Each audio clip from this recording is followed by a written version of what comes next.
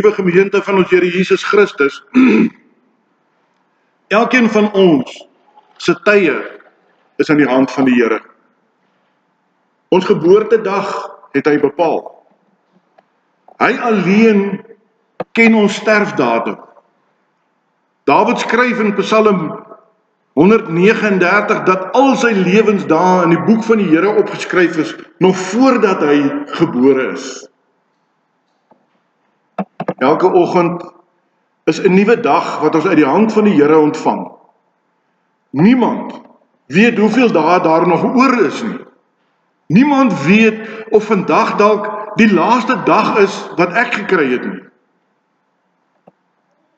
Aan die hand van Psalm 90 weet ons ten minste dat mense oor die algemeen tussen 70 en 80 jaar se dae ontvang.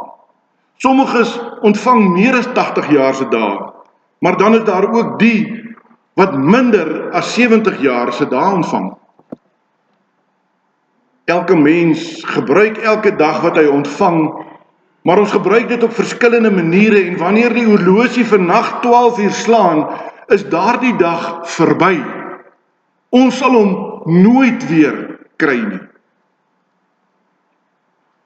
Wanneer 'n mens besef dat jy net een kans het om 'n dag te gebruik, kom 'n mens agter dat dit dom is om daardie dag te vermors met beuselagtighede. Maar nou is die vraag, hoe kan 'n mens jou dae met wysheid gebruik? Wanneer 'n mens jou dag en dit wat jy in daardie dag beplan, dit doen tot verheerliking van God, dan gebruik jy daardie dag met wysheid.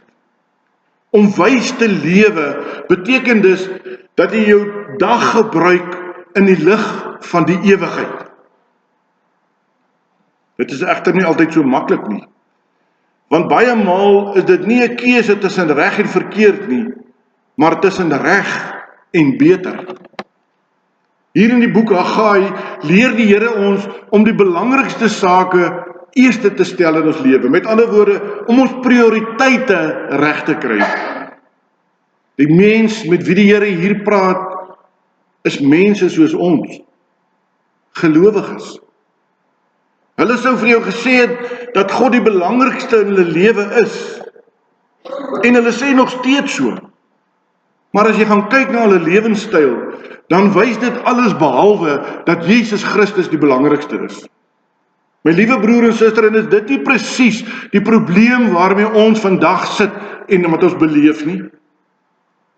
Kom ek vra elkeen van u self en antwoord dit by jouself. Hoe lyk jou lewe? Beskikbaar vir die Here of vol verskonings? Die Here het vir Haggai gestuur om die volk wakker te maak sodat hulle weer die regte perspektief op sake kan kry en die belangrikste sake eers te stel in hulle lewens. In die jaar 520 voor Christus kan ons vir mekaar sê die wekker skril afgegaan daar in Jerusalem en Haggai moes die volk uit hulle gewoonte gaan wakker maak. 'n Wekker se geskree vroeg in die oggend is nie 'n geluid wat 'n mens graag wil hoor nie. Maar so is Haggai die eerste boodskap ook miskien een wat een ek nie graag vandag wil hoor nie. Ons is mos gelowiges. Ons weet en ons vertrou dat Jesus Christus ons verlos het. Dit is waar. Ons bely dat Jesus Christus ons vir God losgekoop het. Ons weet dat ons lewe aan hom te danke is. Maar nou weer die vraag, is God se wil en sy koninkryk nog steeds vir jou die belangrikste, soos wat Jesus Christus ons geleer het? Geliefdes, alle mense, ook gelowiges, dink van nature heel eerste aan hulle self en hulle eie voorspoed. As 'n gelowige nie doelbewus daaraan dink wat hy met sy lewe doen nie, gaan hy outomaties net aan homself dink en nie aan God nie. As ons dus nie beplan nie, sal ons nooit aan God dink nie. Dan leef jy net vir jouself en die Here se en sy wil raak vergete.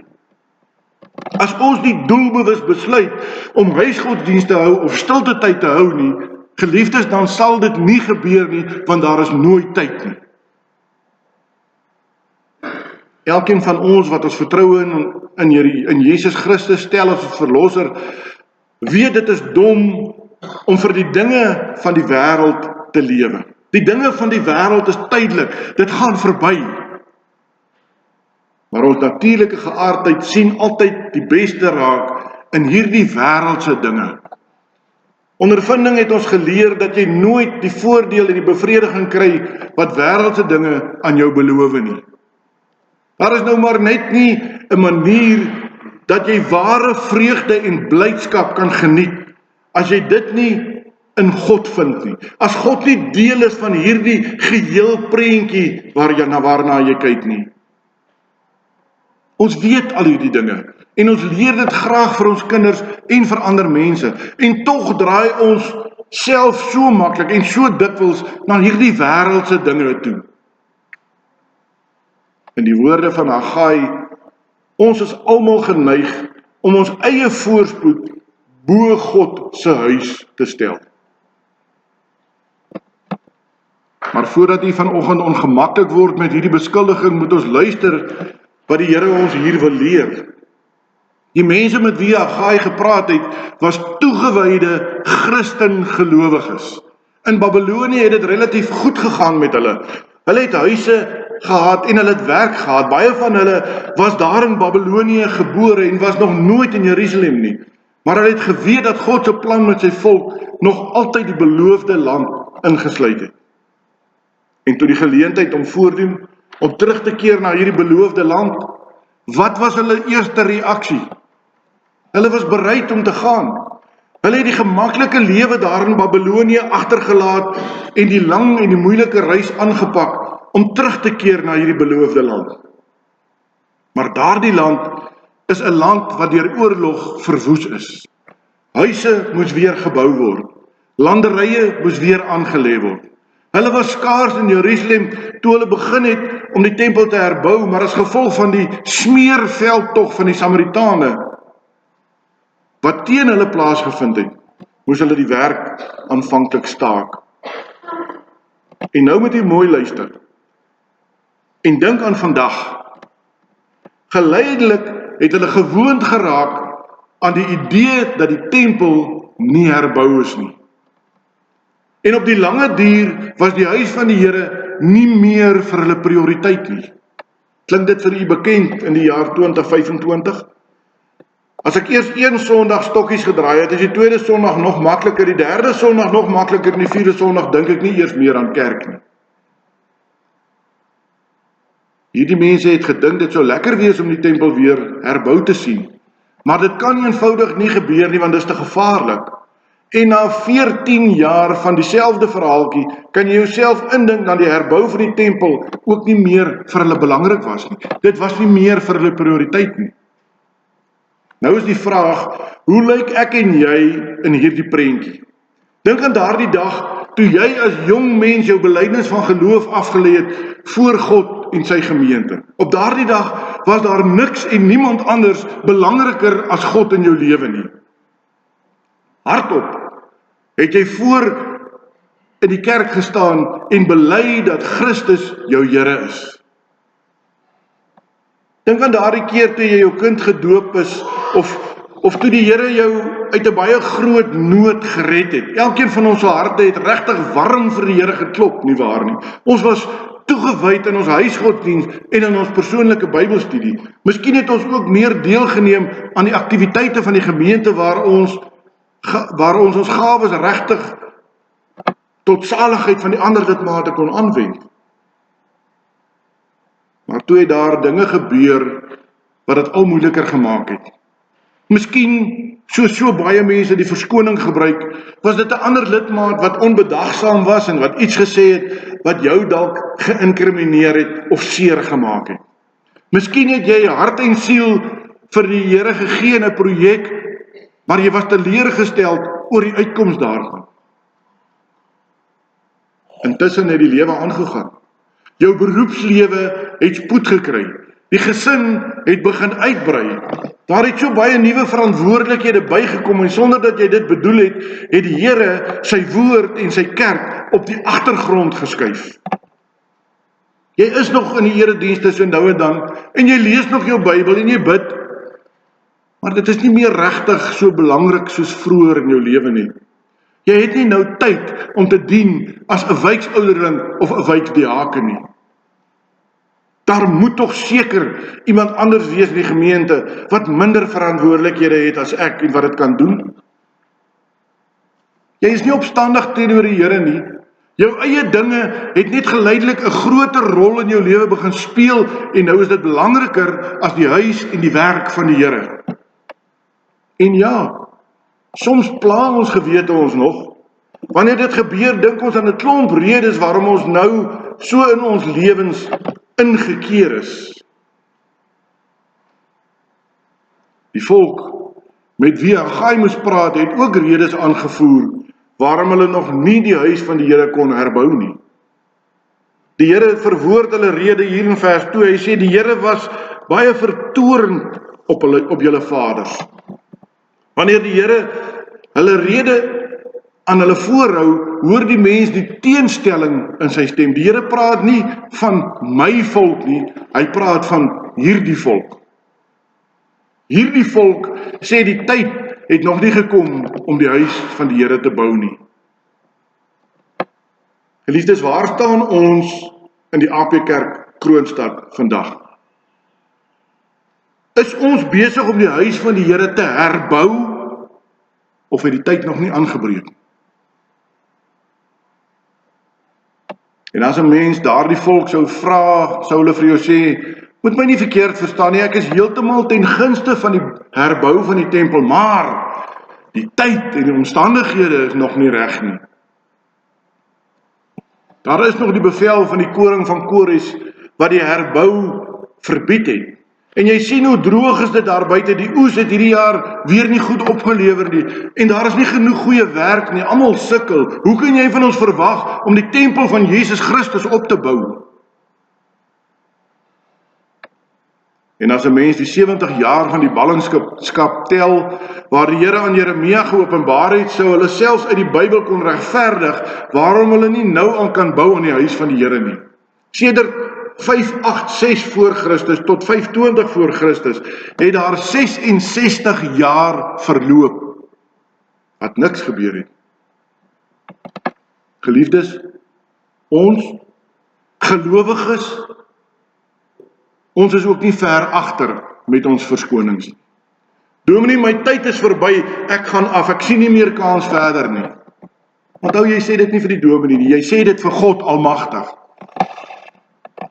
Wanneer die dominee of die ouderling of die diaken ons uitvra oor ons kerkbesoek en ons deelname, het ons klaar 'n rede gereed waarom ons nie die Here en sy huis eerste kan plaas nie.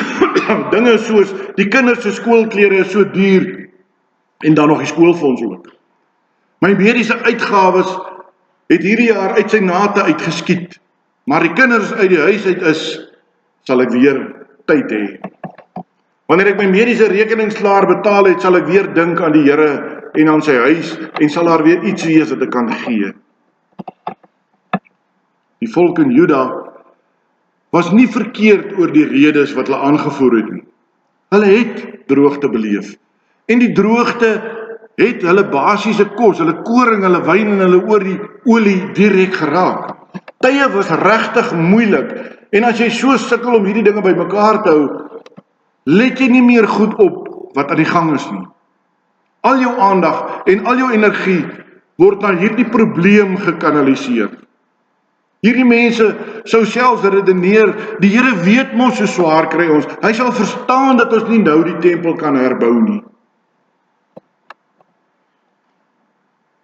Die volk se aandag en energie was so gefokus op hulle eie swaar kry, dat hulle nie agtergekom het, dat die Here nie net verstaan nie, hy het die droogte oor hulle beskik.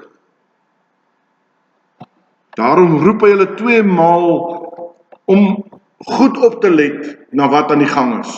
Hulle het so gefokus geraak om siel en liggaam aan mekaar te hou, dat hulle nooit stil geraak het om te vra wat die Here besig is om met hulle te doen nie. Broers en susters, wat gaan aan in die AP Kerk Kroonstad? Hoekom sit hier as ek nou vinnig met duim sê, Jaco sal dit beter kan oordeel? 50 van die 150 mense vanoggend in die kerk. Die kerk het nie meer vir mense belangrik nie. God is besig om met ons te werk en ons sien nie raak wat hy besig is om te doen nie. Omdat hierdie volk, nie stil geraak het nie, het die Here vir Haggai aan sy wekker gestuur om vir hulle te sê dat hulle prioriteite nie reg is nie. Wanneer 'n mens jou voorspoed bo God en sy koninkryk stel, verloor jy die geestelike ingesteldheid wat nodig is om uit hierdie dryfsand uit te kom. Ja, in 'n mate het die volk voorspoed geniet. Hulle het mooi getimmerde huise gehad, maar al het hulle die mooi huise gehad, het hulle tog op die ou einde agtergekom, dit bring nie vir hulle bevrediging nie. Hulle saai baie, maar hulle oes is min. Hulle werk so hard, maar dis asof dit in 'n bodemlose put verdwyn. En so 'n toestand maak dat 'n mens gou-gou soos die digter van die boek Prediker dan sê, alles is te vergeefs. Jesus leer ons in die bergpredikasie 'n baie mooi les. Soek allereers die wil en die koninkryk van God en al die ander dinge wat jy nodig het sal vir jou gegee word. Ons sing dit in 'n lied, soek allereers die koninkryk van God. Maar ons doen dit nie. My eie bestaan, my eie koninkrykie is so belangrik en so besig dat ek nie meer tyd het vir God nie. Dit is iets wat elke gelowige homself moet afvra. Waarom doen ek dit wat ek nou doen? Om die Here tevrede te stel? Of om myself tevrede te stel en geld te maak? As gelowiges moet ons doelbewus en aanhoudend God en sy huis bo ons eie voorspoed stel. Mense wat deur Christus verlos is, word deur die Heilige Gees heilig gemaak om self 'n tempel vir God en van God te wees. Daarom moet ons as gelowiges voortdurend let op die dinge waarmee ons besig is. En ons moet onsself afvra, kan die Heilige Gees tuis wees in my lewe wanneer ek met hierdie dinge besig is? Gebruik ek my tyd om Christus deur die geloof nog beter te ken en help ek ander mense om God te leer ken? Ek is daarvan oortuig dat daar groot blydskap in die hemel was toe Haggai die woorde gespreek het. En ek wil graag vers 12 aanhaal. Daarop het die engel van die Here aangehef en gesê, Here van die leerskare, hoe lank nog bly u sonder ontferming oor Jerusalem en oor die stede van Juda, waarop u alreeds 70 jaar vertoorn was? Die leiers van die volk en die hele oorblyfsel van hierdie volk het hulle nie opgeruk toe Haggai hierdie boodskap gebring het nie. Hulle het besef, dit is die Here wat met hulle gepraat het en hulle het gehoor gegee aan sy stem. En die volk was vervul met vrees voor die aangesig van die Here. Hulle het ontzag gekry vir die Here en hulle het hulle self bekeer en hulle van hulle verkeerde sieninge weggebruik. En daaroor was daar groot blydskap in die hemel. Daar is 'n paar vrae wat 'n mens jouself moet afvra en voor die Here eerlik moet antwoord. Vrae soos: maak ek nog tyd om na die Here te luister en met hom te praat? Hoe bestee ek my geld wat eintlik God se geld is? Wat is my doelwitte in die lewe? Is dit regtig om een met Jesus Christus te wees? Waaroor dink ek die meeste van die tyd? Oor die reën en die tyd om my oeste te plant? Wie is my vriende en hoekom wil ek so graag in hierdie mense se geselskap wees? Wat doen ek met my ledige tydjies? Wat is die resultaat wanneer 'n mens die Here gehoorsaam deur hom en sy huis bo jou eie voorspoed te stel? Geliefdes, wanneer gelowiges dit doen, gebeur daar 3 dinge. Die eerste ding is, God het 'n welgevalle in die gehoorsaamheid van sy kinders en hy verheerlik homself daarin. Hy kyk met tevredenheid af op elke kind. Die tweede ding wat gebeur, is dat die werk van die Here betyds gedoen word. Toe die leiers en die volk hulle bekeer het die Here hulle gees opgewek en 3 weke later begin hulle met die herbou van die tempel. Mag die Here ook ons gees opwek nadat hy ons bekeer, sodat ons sy werk sal prioriseer in ons lewens. En die derde ding wat gebeur is dat die Here sy seën aan die volk beloof. Sy seën is nie iets nie, maar hy self. Hy het vir sy volk gesê dat hy met hulle is. As dit dalk dan vir jou voel of die Here te ver is, moet ons maar weer na ons prioriteite gaan kyk. Sonder dat 'n mens dit doelbewus besluit, gebeur dit dat ons die Here en sy wil en die koninkryk agtertoe skuif. Want dit is ons natuurlike geaardheid om eerste aan ons eie belange te dink. Die Bybel sê dit so pragtig, die mens is na die sondeval geneig tot die kwaad. Christus het egter vir ons aan 'n kruis gesterf. As hy vir jou gesterf het, kry jy deur die Heilige Gees die krag uit Christus se dood om jouself as dankoffer aan hom te wy. Want jou natuurlike geaardheid kan nie meer oor jou heers. Mag dit so wees, dat God en sy wil en sy koninkryk weer eerste prioriteit raak, ook hier in die AP Kerk Kroonstad. Amen. Kom ons bid saam. Here onse God, as ons vanoggend weer skuldig staan, dan kom pleit ons om genade. Dan kom pleit ons, Here, dat U in die groot genade U hand van beskerming en seën oor ons uitgestrek sal hou en dat ons prioriteite in ons lewens weer sal regkry. Dat ons U eerste sal stel, want dan sal U seën oor ons uitgestort word. Dankie Here vir elkeen wat vanoggend hier is om die boodskap te hoor. Dankie vir hulle wat luister na die opname en ook hierdie boodskap hoor. Gee dat daar 'n wedergeborenheid in ons sal plaasvind, dat ons opnuut ons prioriteite sal regmaak en Jesus Christus sal eerste stel. Gee dat ons allereers sal soek na die koninkryk van God en al die ander dinge sal vir ons bygevoeg word. Dankie dat ons U ons Vader in die hemel kan noem en dat ons onsself kinders, gelowiges kan noem. Here, dit is loutere genade uit U Vaderhand. Wees daarom met ons elke dag van hierdie week, maar ook elke dag van ons lewens en gee dat ons sal prioriteit maak aan U ontmoeting in U tempel. Ons dink aan elkeen in ons gemeente vandag. Ons dink aan Tannie Lena met wie dit nie goed gaan, die Here, dat U in die groot genade ook U hand van seën en beskerming oor hulle sal uitgestrek hou.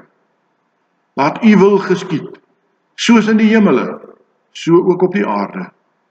Gaan met ons verder in hierdie dag, behoed en bewaar ons en gee ons daardie wysheid om ons lewens in te rig na U wil en U koninkryk. Amen.